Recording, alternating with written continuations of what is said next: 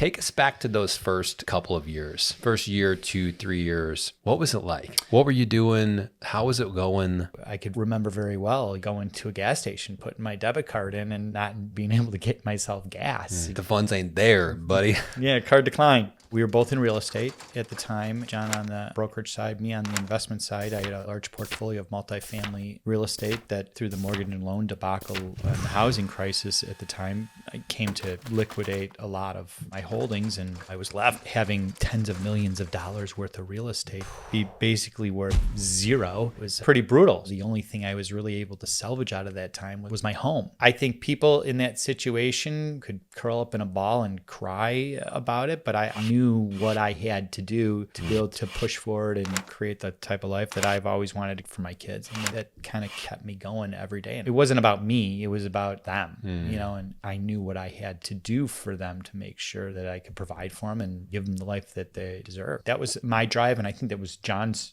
drive all the way along. We were like-minded in business, in our work ethic and our dedication. I paid cash for my home and had some equity in it and was able to live off a little bit of that equity until John and I built what we have now today as JJS Global. And we were willing to do whatever it took for JJS Global to be successful. And it was a lot of tough years. It was a grind, a lot of hours. I probably sacrificed too much on the family side to make sure that the work side was going and that money was coming in and that we were closing deals. Man, so it was down to the wire. We were living paycheck to paycheck, deal to deal. There were days John and I probably didn't sleep. We worked through the night. Really? We'd be on international calls and he'd ding at 3:00 in the morning and goes, we need to get this contract on, and we'd get it done. We'd pound it out and show up to work 8:00 at the office and just keep pushing. Finally, we built JJS Global to a point where things started getting more comfortable from a financial aspect, and we were able to realize where we needed help in our business and identify what type of help we needed in the office to continue to grow. Put the right people in place that do things better than us. I pulled back customer service and put somebody in place who was really good at customer servicing and talking to people. And I could focus on this and John could focus on that. So we slowly started putting those little bits and pieces together and kept on growing the company.